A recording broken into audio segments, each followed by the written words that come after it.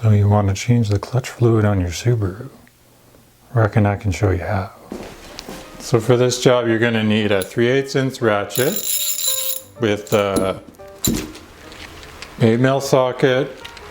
Can't see that. 8mm socket, 10mm socket, and a 14mm socket.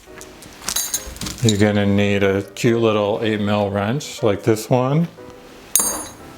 A bottle to collect your old clutch fluid in, a 1/4" clear vinyl tubing or 6mm if you can get it, and some new .3 brake fluid,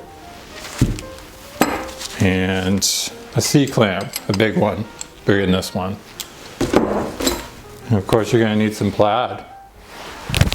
Alright, let's do it. The car we're working on today is a 2004 Legacy Outback with a 2.5 liter single overhead cam 4-cylinder boxer engine in it and a 5-speed manual transmission. Alright, so I'm quickly going to pull the ram air here off and the air box, just to give us some more space to work. Theoretically, you could do this without doing that, but you need a lot smaller hands than I have.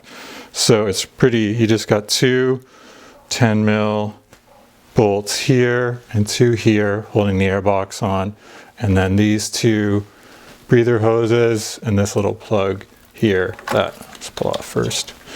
And don't forget to plug that back in when you put this back together. So,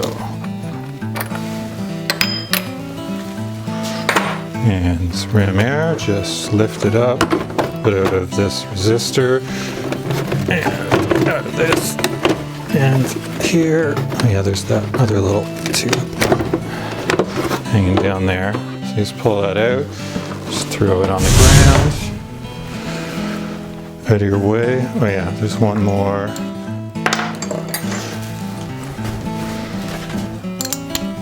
8mm hose clamp here. Oh, you whoops, loosen it that much. I'll loosen off. And pop these breather hoses off. And then two. And this should just lift up. Out like that. And so that's actually how you change the air filter. Same time, you might want to screwdriver these clips. Air filter is in there. Ooh, look at that, nice new air filter. So your air filter should look like nice and clean on the inside too.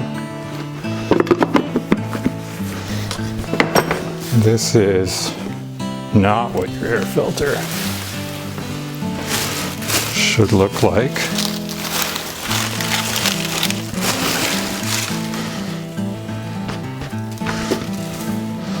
Is that right there. Let's just get that in focus. That is black, and not in a good way. This looks like it was probably the original air filter in this car. Maybe not, but it's pretty gross. I've never seen an air filter that gross before. And I've bought some pretty funky cars. There's like bugs in there and stuff. Ew. I won't gross you out with that anymore. Back in the trash where it belongs. There, we got an even better view now of our clutch hydraulic system here. So there's our master cylinder. You can see it's got a little nipple down there. They call it a valve, but I think it looks more like a nipple. So there's a little nipple down there that you can open and close. And there's this other hose, metal hose coming off the side there that goes down to this kind of braided, but just with steel rubber hose here that goes around and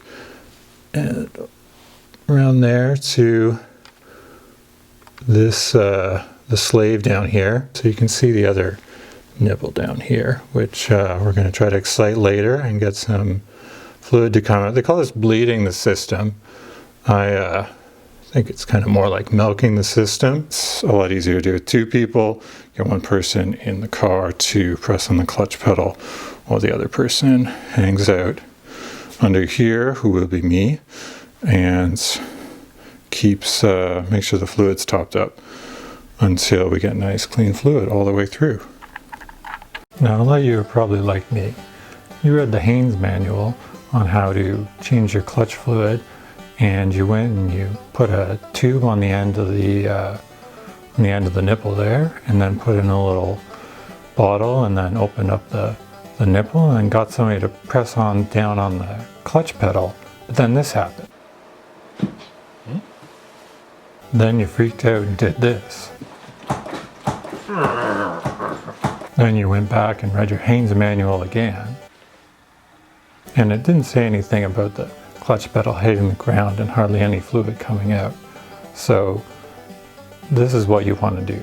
So this is how you do want your slave cylinder set up. You want to unbolt it from the transmission, and then it's just a couple of 14mm bolts, and then put a socket on the end of it to be able to put a clamp on it, and then just put a clamp around it, and that keeps it from moving in and out, which will put a lot of pressure against it to get the fluid to flow out nicely to bleed the line. Did you understand that? I think he was trying to say that you want to put a socket on the end of your slave cylinder so that you can attach a big C-clamp around it. Yeah, something like that. Now the next thing you want to do is to get your assistant to press down on the clutch pedal with the nipple shut.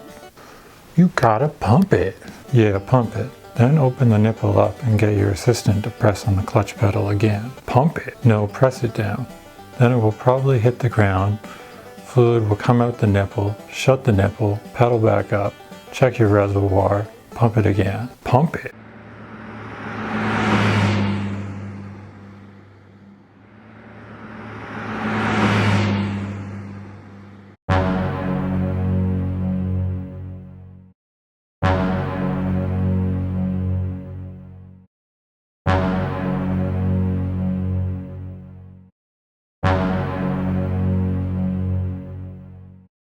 Pump it.